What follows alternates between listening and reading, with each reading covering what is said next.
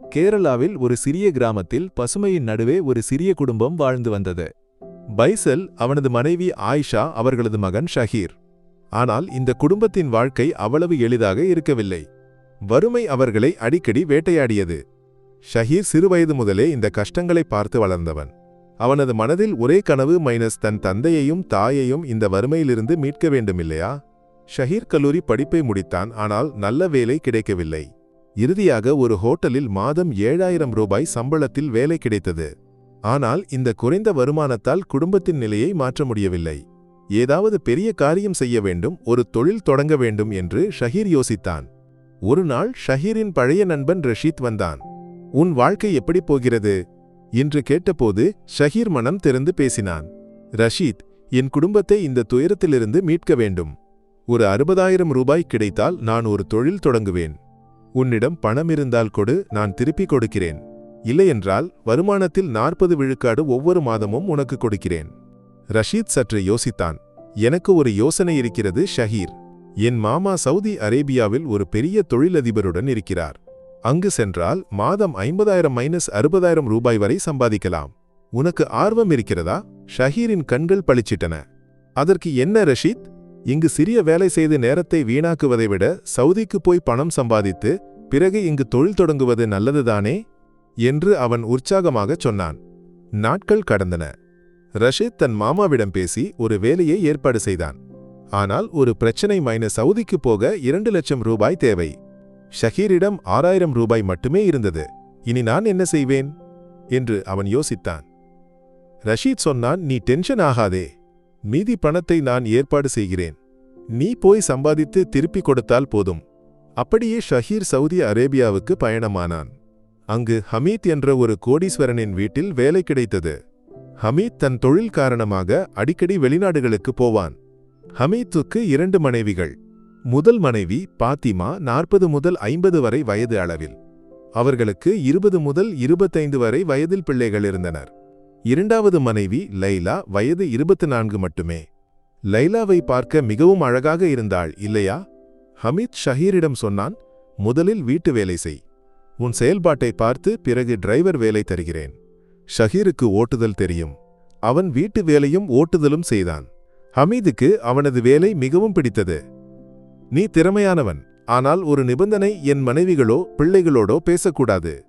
அப்படி செய்தால் பெரிய தண்டனை கிடைக்கும். இந்தியாவுக்கு கூட திரும்ப முடியாது. ஷஹீர் பயந்தான். சரி, நான் வேலை மட்டும் பார்க்கிறேன் என்று மனதில் சொல்லிக் கொண்டான். 2 மாதங்கள் கழித்து ஹமீத் அவனை முழு நேர டிரைவர் ஆக்கினான். உன் வேலை என்னை எங்கு வேண்டுமானாலும் கூட்டி போய் திரும்ப கொண்டு வருவது. ஷஹீர் அதை சரியாகச் செய்தான். ஒரு நாள் ஹமீத் சொன்னான், நான் தொழில் விஷயமாக வெளிநாட்டுக்கு போகிறேன். 7 நாட்களுக்குள் திரும்பி வருவேன். என் முதல் மனைவியையும் பிள்ளைகளையும் கூட்டி போகிறேன். லைலா இங்கு தனியாக இருப்பாள். நீ உன் வேலையை மட்டும் பார். அவளுடன் பேசினால் பெரிய பிரச்சனையாகும். ஷஹீர் தலையசைத்தான். வீட்டில் இப்போது அவனும் லைலாவும் மட்டுமே. முதல் நாள் லைலா அவனை பார்த்து சிரித்தாள். ஷஹீர் பேசாமல் வேலை செய்தான். இரவு உணவு உண்ணும்போது லைலா மீண்டும் சிரித்தாள். ஷஹீர் ஒரு சிறு புன்னகை திருப்பி கொடுத்துவிட்டு பேசாமல் போய் தூங்கினான்.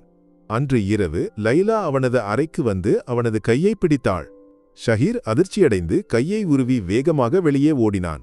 அவனுக்கு தூக்கம் வரவில்லை. லைலாவுக்கும் தூங்க முடியவில்லை. காலையில் லைலா கேட்டாள், உன் கண்கள் சிவந்திருக்கின்றன, நீ தூங்கவில்லையா? இல்லை, நான் தூங்கவில்லை, உன் கண்களும் அப்படித்தானே என்று ஷஹீர் தயக்கத்துடன் சொன்னான். லைலா சொன்னாள், நீ ஏன் இப்படி பேசாமல் இருக்கிறாய்? என்னுடன் பேசு. இங்கு எனக்கு யாரும் துணையில்லை. என் முதலாளி கண்டிப்பாக சொல்லியிருக்கிறார், யாருடனும் பேசக்கூடாது என்று ஷஹீர் சொன்னான். ஆனால் அவனது மனதில் ஒரு கேள்வி எழுந்தது. லைலா, ஒரு காரியம் கேட்கட்டுமா? உனக்கு 24 வயது மட்டுமே. ஹமீதுக்கு 55 வயது இருக்கிறது. உன் திருமணம் எப்படி நடந்தது? லைலாவின் முகம் வாடியது. ஒரு நிமிடம் அவள் மௌனமாக இருந்தாள். பிறகு மெதுவாக பேசினாள். நான் ஒரு ஏழை குடும்பத்தில் பிறந்தவள். என் தந்தை ஹமீதிடம் நிறைய கடன் வாங்கியிருந்தார். வட்டி கூட கொடுக்க முடியாமல் அப்பா தவித்தார். நான் 20 வயதாக இருக்கும்போது ஒரு ஹோட்டலில் வேலை செய்தேன். ஒரு நாள் ஹமீத் கடன் கேட்டு என் வீட்டுக்கு வந்தார். அப்போது என்னை பார்த்தார். அவருக்கு ஏதோ தோன்றியது. என் தந்தையிடம் சொன்னார், கடனை திருப்பிக் கொடு, இல்லையென்றால் உன் மகளை எனக்கு திருமணம் செய்து கொடு. அப்படி செய்தால் கடனை முழுவதும் கிளியர் செய்கிறேன். லைலா தொடர்ந்தாள். என் தந்தை 2 நாட்கள் யோசித்தார்.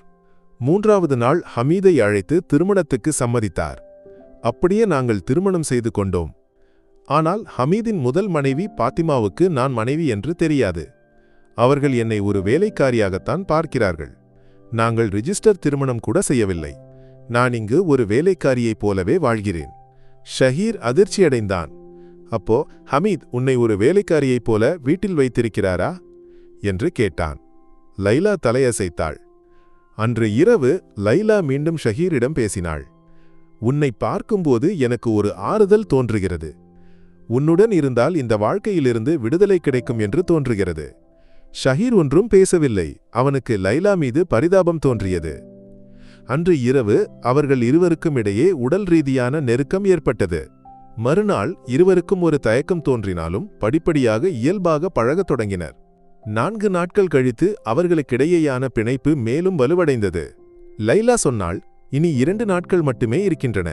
ஹமீத் திரும்பி வந்துவிடுவார். இதை அவர் அறிந்தால் நம் நிலை மோசமாகும். எனக்கு ஒரு யோசனை இருக்கிறது. கேட்பாயா?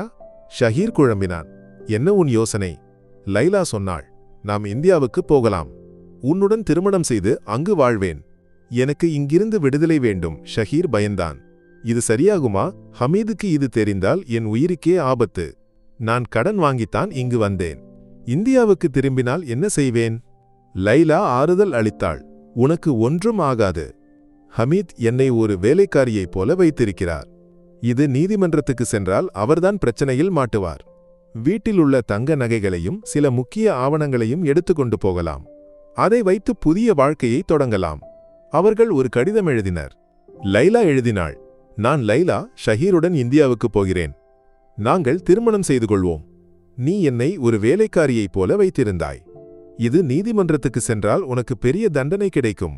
அவர்கள் வீட்டிலுள்ள தங்க நகைகளையும் ஹமீதின் தொழிலுடன் தொடர்புடைய சில முக்கிய ஆவணங்களையும் எடுத்துக்கொண்டு இந்தியாவுக்கு தப்பினர்.